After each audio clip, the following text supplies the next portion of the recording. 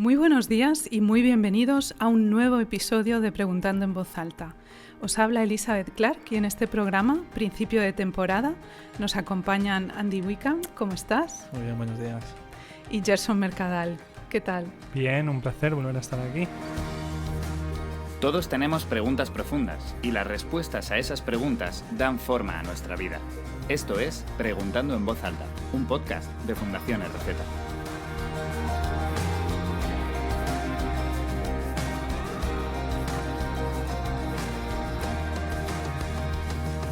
Leí hace unos meses en El Confidencial una entrevista a Javier Alonso López, historiador y filólogo semítico, sobre su libro La resurrección, de hombre a Dios.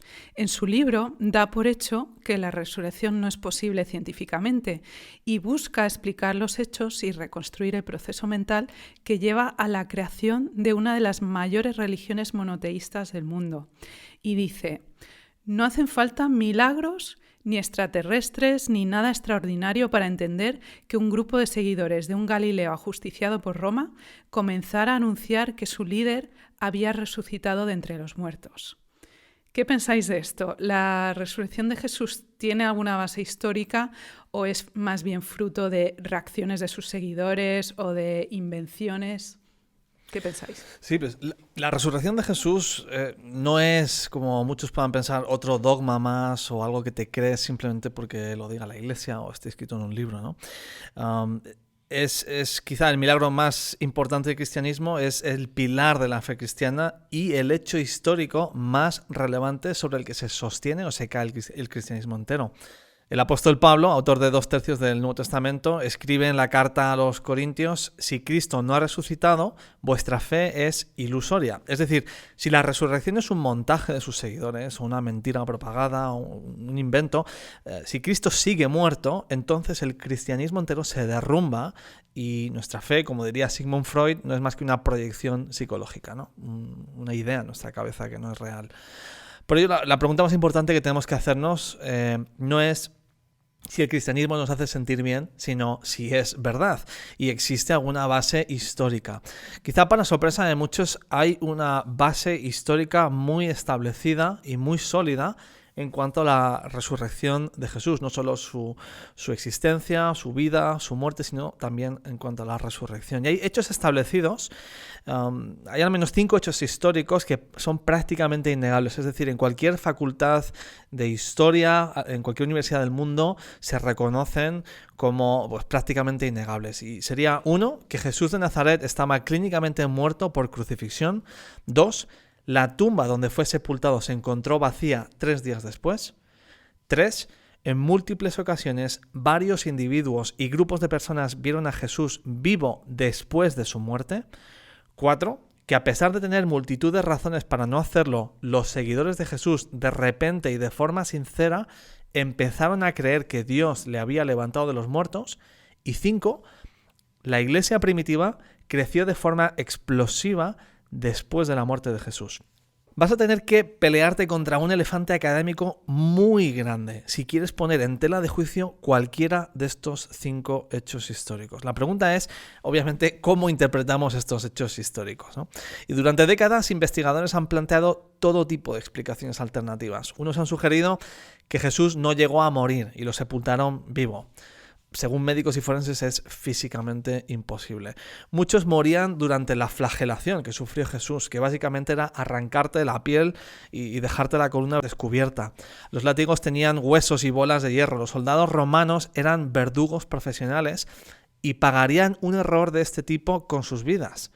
El hecho también de que se le atravesara con una lanza los pulmones después de haber perdido toda la sangre sería difícil de superar. Pero además, un Jesús moribundo no sería un Mesías muy convincente. Básicamente se estaría arrastrando por el suelo sin poder andar ni mover los brazos, ¿no? Otros han dicho que los discípulos robaron el cuerpo. Se necesitan 20 personas para mover la piedra. La piedra además se sellaba con cera, ¿no? Como los sobres reales, y cuerdas. A la guardia romana que protegía la tumba se la habría ejecutado si fallaran en su cometido. Estamos hablando de una guardia de entre 8 y 50 soldados, puesta ahí por los mismos enemigos que Jesús. Y sabemos que los discípulos, lejos de ser valientes seguidores o personajes de misiones imposibles, huyeron, le traicionaron y se escondieron bajo llave en una bohardilla durante días. Pedro le negó 3 veces, ¿no? Otros han dicho que las apariciones de Jesús en realidad fueron alucinaciones, ¿no? Es decir, en aquellos días, aunque no existía la cocaína o algunas de las nuevas drogas, pero ya conocían las setas y, pues, oye, eran asiduos de estos ingredientes y alucinaban y se pensaban que veían a Jesús, ¿no? Bueno, hay todo tipo de historias parecidas que se intentan explicar, ¿no? Pero no funciona porque hoy la psicología nos dice que así no es como funcionan las alucinaciones, es algo individual. La gente no alucina la misma cosa, ¿no? Jesús se apareció a individuos y a grupos durante varios días, ¿no? Decirte que se ha compartido la misma alucinación sería como decirte, oye, ¿te gustó lo que soñé anoche? ¿No? Es imposible, no podemos compartir esa misma experiencia. Aparte, a día de hoy no queda nadie en el mundo académico que siga defendiendo que esta teoría de las alucinaciones o de la histeria colectiva, ¿no? Podríamos decir, bueno, no se podría haber arrojado a lo mejor el cuerpo a una fosa común, ¿no? ¿Cómo sabemos que a lo mejor Jesús no se encontró el cuerpo porque fue arrojado a una fosa común, ¿no? Esto es otra teoría totalmente descartada por los académicos serios. ¿Por qué? Porque es un hecho establecido de que fue enterrado en una tumba.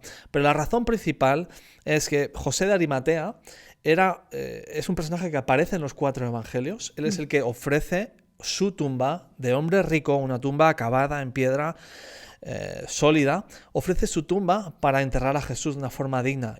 Pero es que él formaba parte del Sanedrín. Tú no puedes nombrar a un político de tu país y decir, la tumba de Jesús la pagó este hombre, usó su propia tumba y que nadie te diga nada, ¿no?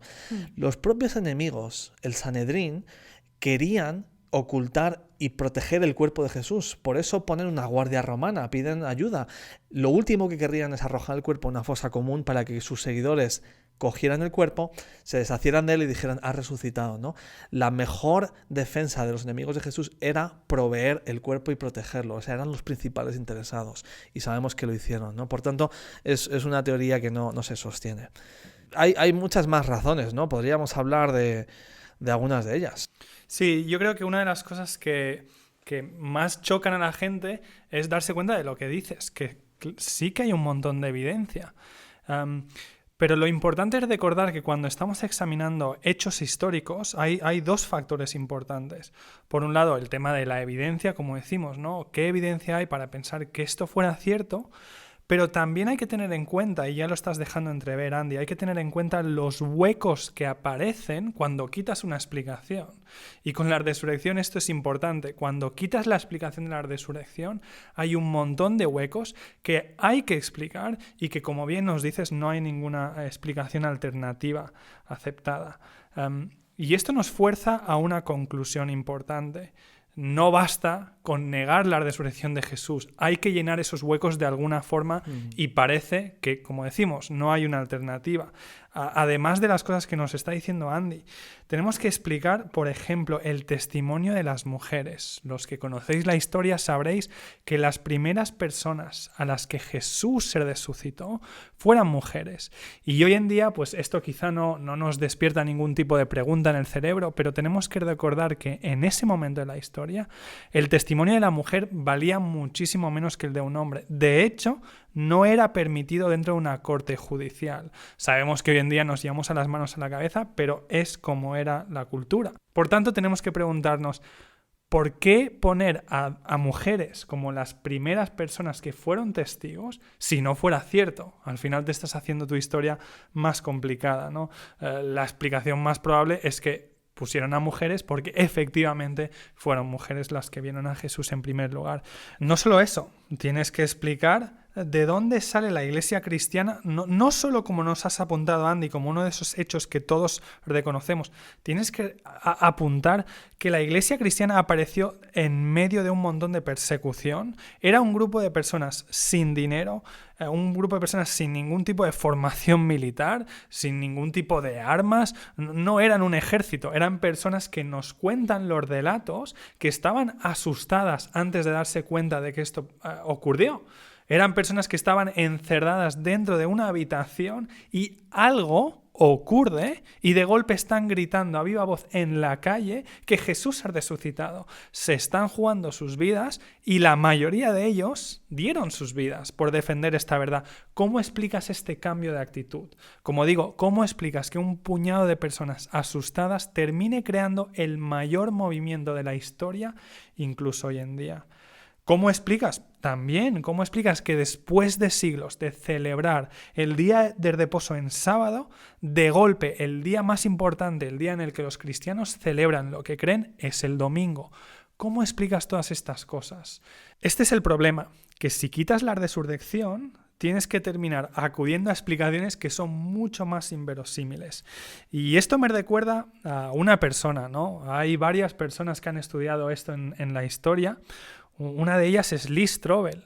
Lee Strobel era periodista, escritor, educado en Yale, era un ateo convencido. No solo era periodista, él era el editor legal del Tribune, es decir, su campo de especialización era el análisis judicial.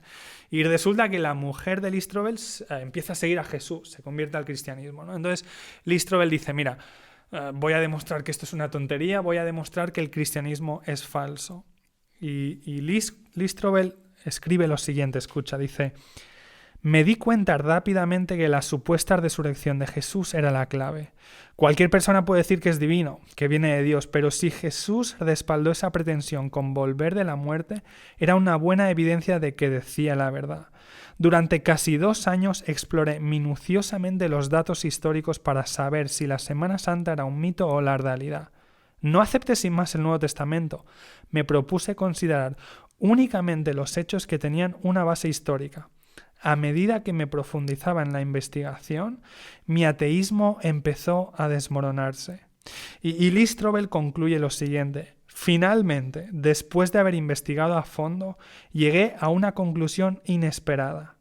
Haría falta más fe para seguir con mis convicciones de ateo que para convertirme en seguidor de Cristo. Es decir, que cuando tú ves la historia y los huecos que dejas cuando quitas la resurrección, al final es una teoría mucho más descabellada. Y gente como Lee Strobel, al final, tienen que ser consistentes con lo que piensan y seguir la evidencia. Es lo que vemos en su vida. Y son el tipo de vidas cambiadas que por la evidencia, ¿no? Cuando miras, por ejemplo, el propio hermanastro de Jesús, ¿no? Alguien que no creía en Jesús mientras que estaba en vida, ¿no? Es curioso, ¿no? Nuestros hermanos, nuestra familia, la gente que nos conoce de verdad. No puedes ocultar nada, ¿no? Da igual la figura pública que seas o lo mucho que postures en Facebook o en público, pero tus hermanos y tu familia son los que te conocen. Él no creía en Jesús y sin embargo, una vez que Jesús muere, algo ocurre para que su propio hermanastro se convierta en uno de los líderes, en el pilar de la iglesia cristiana, ¿no? ¿Qué hace que la vida de su hermanastro no crea en él en vida, pero una vez muerto esté dispuesto incluso a morir defendiendo que Jesús ha resucitado, ¿no? Y es la historia de cientos de personas que murieron devorados por animales, apedreados. Nerón usó algunos de ellos, los quemó, los usó como antorchas para iluminar Roma. ¿Qué hace que alguien muera por algo que se supone que se ha inventado, ¿no? Nadie muere por una mentira. Y puedes pensar, bueno, hoy hay gente que se inmola, hay gente que sí, que se mata por su fe, pero esta es la diferencia. La gente que se vuela en pedazos hoy lo hace con la promesa de que va a haber un paraíso, porque es la única acción, el matarte, que te promete un paraíso. Pero es que en el cristianismo funciona al revés. En el cristianismo se te dice que tú ya no puedes hacer nada para ganar el paraíso porque Jesús lo ha ganado por ti en la cruz. Es decir, no tienes la motivación para volarte en pedazos o ser apedreado. Pero no solo eso, la diferencia con alguien que se inmola o se hace de mártir hoy con aquellos días es que hoy no tienes acceso a la evidencia histórica. En aquellos días eran contemporáneos y sabían que si por lo que estaba muriendo era verdad o mentira, ¿no? Y como digo, nadie muere por algo que sabe que es mentira, ¿no? A mí el tema de la transformación personal creo que es una de las cosas que también más me convencen, ¿verdad? Has hablado del hermano de Jesús, la persona de Pablo. Has mencionado a Pablo antes. Pablo es una persona que se dedicaba a perseguir a los seguidores de Jesús. De golpe es uno de ellos, ¿no? ¿Cómo explicas un cambio tan radical. Estamos hablando de personas de hace siglos, pero hoy en día tenemos ejemplos similares, ¿no? Ya hemos hablado de uno, el caso de C.S. Lewis, alguien con serias dudas intelectuales, alguien que era ateo, pero que es convencido por la evidencia. Y a mí esto me provoca una pregunta, aunque estemos en la mitad del episodio, me provoca la pregunta de ¿estoy dispuesto a hacer lo mismo? Estoy viendo a personas que se juegan la vida o que se juegan su reputación porque están convencidos por la evidencia. Y creo que cada uno de nosotros, e invito a las personas que escuchan a hacer lo mismo, nos tenemos que hacer la pregunta, ¿estoy dispuesto a hacer lo mismo? Si la evidencia me lleva en una dirección, ¿estoy dispuesto a seguirla? Otros sugieren que la resurrección es un mito que fue desarrollándose con el paso de los años. Y aunque en realidad solo tenemos un periodo de unos 21 años entre la muerte de Jesús y los escritos de Pablo, en la primera carta a los Corintios, en el año 54, claro, podríamos decir, bueno, ahí se han inventado cosas, ¿no? Ha habido lugar para que la Iglesia se invente que ha resucitado, que Jesús es Dios, etc. Pero a día de hoy sabemos que eso no es posible, gracias a uno de los credos que Pablo cita dentro de esas cartas, escribiendo en el año 54. Pablo cita este credo, y este credo dice básicamente lo siguiente: porque yo os entregué en primer lugar lo mismo que recibí, que Cristo murió por nuestros pecados según las Escrituras, que fue sepultado, que resucitó al tercer día según las Escrituras, y que se apareció a Cefas y luego a los 12. Después se apareció a más de 500 hermanos a la vez, la mayoría de los cuales vive todavía, aunque algunos han muerto. Luego se apareció a Jacobo, más tarde a los discípulos, a los apóstoles, y por último, como a uno nacido fuera de tiempo, se me apareció también a mí. Este texto sabemos que es un credo, porque tiene una métrica poética que funciona, no, en español no, pero en el griego sí. Usa palabras que los expertos nos dicen que lo empuja hasta la época de Jesús, frases como los 12, el tercer día, resucitó, y además palabras alude a Pedro como Cefas en arameo, ¿no? Es decir, por citarte a uno de los expertos mundiales en este tema, Gerd Ludemann, él es ateo, y él dice, podemos dar por sentado que todos los elementos en esta tradición, de este credo, deben ser datados 2 años después de la crucifixión y no más de 3 años después de la muerte de Jesús. Y académicos del Jesus Seminar, que son unos académicos de mucho renombre, pero los archienemigos del cristianismo, ellos no creen en los milagros ni en nada sobrenatural, ellos dicen que este texto, este credo, lo datan a meses después de la muerte de Jesús. Es decir, tenemos hoy evidencia confirmada de que la resurrección se cantaba, se memorizaba y se propagaba por el Mediterráneo meses o hasta 2 o 3 años después de Jesús. Es decir, no es un invento posterior de la Iglesia, no es algo que se desarrolla con las décadas, como puede ocurrir con las mitologías o las invenciones posteriores, ¿no? Esto creo que es significativo, ¿no? No hay espacio para que la gente se inventara cosas. Y déjame citarte quizás a alguien que fue un gran estudioso de este tema, Chuck Colson. Este hombre durante los años 69 o al 73, fue consejero del presidente estadounidense Richard Nixon, ¿vale? Colson acabó involucrado en el escándalo político de Watergate, que reveló todo tipo de corrupciones en el gobierno de Nixon, ¿no? Y Chuck Colson acabó entre rejas. Dice que fue a la cárcel, fue ahí en la cárcel donde conoció a Jesús, y dijo lo siguiente, dice: ¿por qué Jesús y no cualquier otro religioso? Todo gira en torno a la verdad de la resurrección física de Jesús. Sé que la resurrección de Jesús es un hecho. Watergate me lo demostró. Es interesante. Dice, ¿y cómo? Dice, porque 12 hombres testificaron que habían visto a Jesús resucitar de los muertos. Luego proclamaron esa verdad durante 40 años sin desmentirlo ni una sola vez. Cada uno de ellos fue torturado, apedreado, apaleado y encarcelado. Jamás habrían aguantado todo eso si no fuera verdad. Watergate involucró a 12 de los hombres más poderosos del mundo y no pudieron sostener una mentira durante más de 3 semanas. ¿Me estás diciendo que 12 apóstoles pudieron defender una mentira durante 40 años? Absolutamente imposible.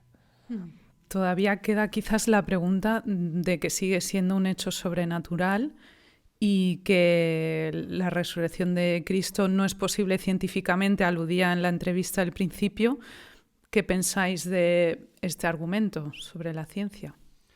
Sí, es una buena pregunta porque nos ayuda a pensar en qué queremos decir exactamente cuando hablamos de la resurrección, de milagros y también de la ciencia, porque la gente muchas veces dice cosas como esta, y la entiendo, ¿no? Y quieren decir, bueno, los milagros rompen las leyes de la naturaleza, pero estas no se pueden romper. Pero eso es un argumento circular, ya estás afirmando precisamente lo que estamos poniendo en duda, ¿no?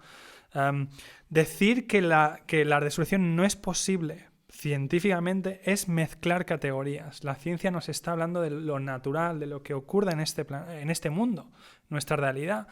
Pero cuando hablamos de la resurrección o de cualquier milagro de los que aparecen en la Biblia, lo que estamos diciendo es que Dios interviene en su creación, como un escritor que de alguna manera se mete a sí mismo en la historia, ¿no? o interviene en la historia. No estamos diciendo que de golpe las leyes de la naturaleza dejan de existir. Un apunte importante. Los cristianos, no es que ahora digamos todo el mundo puede resucitar, no. Los cristianos sabemos que la gente no resucita. Precisamente por eso hablamos de este tema, porque es un hecho sobrenatural, es una singularidad. Estamos diciendo que Dios interviene en la historia. Al final, decir la resurrección no es posible científicamente es dar por sentada una cosmovisión. Es decir, no es una pregunta de ciencia, es algo que va más allá. Es dar por sentado de que vivimos en un sistema cerrado, en una especie de caja, y no hay nada más allá. Pero al final, como digo, la ciencia no nos puede demostrar lo contrario. En el momento en que te abres a la posibilidad de que existe un Dios, decir que Él no puede interactuar con este mundo cuando le dé la gana y como le dé la gana, es un dogma en sí mismo, ¿no? Como dice Gerson, es tener ya un compromiso filosófico previo, el descartar la idea de que pueda existir algo sobrenatural. Y esto también lo he oído. Es posible que la resurrección de Cristo fuera algo espiritual, porque tiene que ser físico, ¿no? No es válido para mi fe que sea un símbolo, por ejemplo. Esta pregunta es muy importante y yo entiendo la fuerza de esta pregunta, porque entiendo que es mucho más cómodo aceptar que, bueno, que es un elemento espiritual, es algo bonito y poco más, ¿no? Como digo, entiendo la fuerza, pero creo que no es posible. En primer lugar, porque la Biblia no te lo permite. El Nuevo Testamento nos deja claro que la resurrección de Jesús involucra un cuerpo físico, que Jesús, aunque parezca una locura, resucita con un cuerpo físico. No es simplemente un espíritu, no es algo que nos inventamos, no. En el Evangelio de Juan, una de las principales biografías, se nos habla, por ejemplo, de Tomás. Ya hemos hablado de él en alguna ocasión, y Tomás toca las heridas de Jesús, toca su cuerpo, ¿no? En la mayoría de evangelios se nos habla de eso, de que hay interacción física, de que le abrazan, etcétera, etcétera. Pasas la página en el Evangelio de Juan y te encuentras a Jesús en una playa cocinando el desayuno para los discípulos. Es una historia fascinante que podríamos hablar horas de ella, pero en esta pregunta lo que estamos viendo dice así el texto: cuando bajaron a tierra, vieron brasas ya puestas y un pescado colocado sobre ellas y pan. Y Jesús les dijo: traed algunos de los peces que habéis pescado ahora. Y luego dice, les dio el pan. El Nuevo Testamento nos describe una y otra vez a Jesús interactuando de manera física. Así que en primer lugar, no es una opción válida porque la Biblia no te la permite. En segundo lugar, no es una opción válida porque perdemos cosas centrales de lo que Jesús nos está enseñando. La resurrección física de Jesús es importante, en primer lugar, porque nos está comunicando algo acerca del mundo en el que vivimos. Esto es importante cuando entiendes la cultura, y es algo que incluso es importante hasta el día de hoy. Jesús nos está afirmando que este mundo no es malo en sí mismo, sino que está roto, pero que nuestra esperanza no es irnos como fantasmas. No. Nuestra esperanza involucra un elemento físico, es una continuidad de nuestra realidad, aunque restaurada. Esto choca de frente con las ideas gnósticas, que eran muy comunes en la época, que nos decían, ¿no? El cuerpo es malo, lo bueno es la mente, las ideas. Y estas ideas tienen muchas consecuencias por cómo tratamos el ser humano, las discapacidades, las relaciones sexuales, las relaciones de cómo cuidamos al resto de personas. Es decir, esto es crucial. Y Jesús está negando de frente el gnosticismo. No, el cuerpo es importante, nuestro mundo físico es importante. Tiene implicaciones para el día de hoy, para algunas de las preguntas principales que nos hacemos sobre el género, por ejemplo, sobre cuidar de las personas necesitadas, preguntas de bioética, preguntas de medio ambiente. Jesús nos está diciendo, este planeta importa y nuestra esperanza involucra a lo físico. Al final vemos una imagen de nuestra esperanza. Además, al ver una resurrección física, lo que estamos haciendo es ver que el cristianismo es verificable, y esto es uno de los elementos en los que se diferencia de las otras cosmovisiones. No estamos diciendo cree el cristianismo porque es bonito, no. Estamos diciendo cree el cristianismo porque es histórico, y la resurrección física de Jesús es uno de esos elementos. Pablo en Atenas dice, ¿no?, que Dios, dice, habiendo presentado pruebas a todos los hombres al resucitarle de entre los muertos. Este elemento, la resurrección física, nos da seguridad. Estoy seguro que hablaremos más de eso, pero al final lo que estamos viendo es una singularidad, que este evento de alguna manera rasga el tejido de nuestra realidad. Es uno de los elementos más importantes de la historia y al final nos da seguridad a la hora de creer en esto. Entonces, vamos a llevar esta última pregunta un poco más allá. ¿Qué significa que la resurrección de Jesús fuera real? Imagina que te encuentras en un cruce de 20 caminos y cada uno tiene una flecha que dice el camino, la verdad y la vida es por aquí. Y debajo de cada flecha está la tumba del que lo escribió. Uno está firmado por Mahoma, otro por Buda, otro por Odín, otro por un grupo de ateos. Pero de repente, en medio de la confusión, aparece Jesús y te dice, es por aquí. Conozco el camino, lo acabo de recorrer. ¿De quién te fías? Yo ante la duda me fiaría del que no está enterrado. Creo que es quizá algo que nos puede traer luz en cuanto a nuestra búsqueda de la verdad. ¿Quién tiene razón? Con todas las opciones que hay ahí, ¿no? ¿Qué nos aporta la resurrección? Voy a mencionar algunas. En primer lugar, Jesús es quien decía ser. Él es Dios. Dios existe. Puedes conocerle. Y ha venido para que le conozcas. Eso ofrece una esperanza enorme. En segundo lugar, puedes recibir perdón. Su frase en la cruz, consumado es, terminado es, no son palabras vacías. Es decir, la justicia le aplastó a él en vez de a mí y es una oferta de redención disponible para todos. En tercer lugar, Dios me ofrece poder real para vencer el pecado, para vencer la tentación. Tanta gente vive esclava de adicciones, de cosas que les destruyen, sin fuerzas para decir no. La resurrección me muestra que Jesús tiene poder para transformar y Él pone ese poder a mi disposición. Y la realidad es que hay millones de vidas transformadas por el poder de Jesús. Esto no es algo histórico del pasado, es algo real del presente. En cuarto lugar, puedo tener una relación con Dios, porque está vivo, porque no tengo que ir a un sitio, a una tumba, a peregrinar. Puedo conocerle hoy, está vivo. En quinto lugar, mi fe no es una proyección psicológica, está basada en hechos reales que puedo investigar. Se me invita a usar la cabeza y a buscar la verdad. No es un dogma, no es una idea feliz, simplemente. En sexto lugar, mi salvación es física, como decía Gerson. Y eso es algo muy emocionante. No tengo que probarlo todo en esta vida. Tendré una eternidad para disfrutar de todo y ver a Dios cara a cara. Pero hay continuidad de este mundo y este mundo importa. Y yo diría en último lugar que la muerte y el sufrimiento no tienen la última palabra, tienen fecha de caducidad. La muerte ha perdido su aguijón, como Pablo dice, y ya no tiene control sobre mí, no tengo que vivir con miedo, sé quién me espera al otro lado, no tengo que vivir con ese pánico, ¿no? Jesús dijo, yo soy la resurrección y la vida, el que cree en mí, aunque esté muerto, vivirá. En última instancia, creo que lo que Jesús nos está ofreciendo es una esperanza real, viva y transformadora con poder disponible para mí hoy, ¿no? Y lo emocionante de conocer a un Dios que me ama y que quiere una relación conmigo. Pues nos quedamos con esa nota de esperanza en este día. Se nos ha escapado el tiempo y lo tenemos que dejar aquí por hoy, pero muchas gracias a nuestros oyentes por acompañarnos. Nos encanta oír de vosotros y seguir conversando sobre muchas de estas preguntas.